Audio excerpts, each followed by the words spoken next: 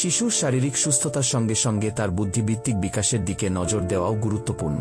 ধারালো স্মৃতিশক্তি শিশুর বিকাশের অন্যতম শর্ত। তবে বেশিরভাগ মা বাবাই শিশুর স্মৃতিশক্তির ব্যাপারটা খেয়াল করেন সন্তান যখন স্কুলে যেতে শুরু করে সে সময়। যদিও স্কুলের পড়া মনে না রাখার মতো সমস্যা দেখা দিতে পারে শিশুর অতিচঞ্চলতা, অমনোযোগিতা, শারীরিক অসুস্থতা, পরিবেশগত সমস্যা, শিক্ষা প্রতিষ্ঠানের পাঠদান পদ্ধতিসহ অনেক কিছুর জন্যই শিশুর জন্মের পর প্রথম 5 বছরেই স্মৃতিশক্তি বাড়ানোর ক্ষেত্রে নজর দেওয়া উচিত। এ সময় তার মস্তিষ্কের ধারণ ক্ষমতাও বেশি থাকে। শিশুর স্মৃতিশক্তি ধারালো করতে বেশ কিছু কাজ অনুসরণ করা যায়, কিছু কাজ পরিহারও করা ভালো।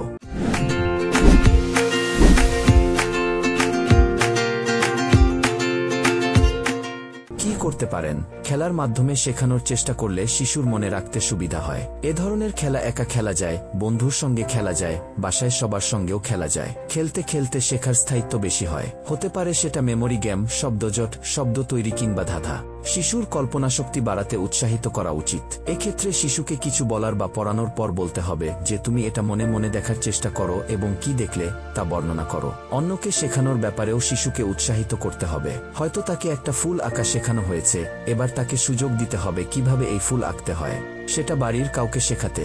এভাবেও তার একই সঙ্গে স্মৃতিশক্তি তীক্ষ্ণ হয়, অন্যদিকে দক্ষতাও বাড়ে। শিশুর সক্রিয় পড়ার অভ্যাস তৈরি করতে হবে। গুরুত্বপূর্ণ তথ্যগুলো হাইলাইট করে রাখা যেতে পারে। তথ্যগুলোকে ছোট ছোট করে ভেঙে দিলেও শিশুর জন্য মনে রাখতে সুবিধা হয়। খেলাধুলা এবং ব্যায়াম শিশুর মস্তিষ্কে রক্ত সঞ্চালন বাড়িয়ে মানসিক চাপ কমায়, বুদ্ধি বাড়াতে, স্মৃতিশক্তি ক্ষুরধার করতে, তাই এর ভূমিকাও কম নয়। সুস্থ শরীর, সুন্দর মন, তাই স্মৃতিশক্তি বাড়াতে সুষম খাবারের বিকল্প নেই। বিশেষত খাদ্য তালিকায় থাকতে হবে শাকসবজি, বাদাম ও বীজ, ডিম, মাছ, ফল।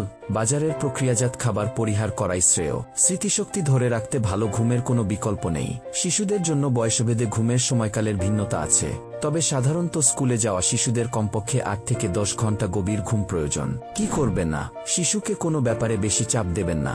শিশুকে প্রশ্ন করা থেকে বা তার প্রশ্নের উত্তর দেওয়া থেকে বিরত থাকা বা বিরক্ত হওয়া উচিত নয়। শিশুকে খুব বেশি প্রতিযোগিতার মধ্যে ফেলবেন না। অতিরিক্ত স্ক্রিন টাইম মনোযোগ নষ্ট করে, তাই তার হাতে মুঠোফোন বা ট্যাব দেওয়ার ব্যাপারে সতর্ক থাকুন।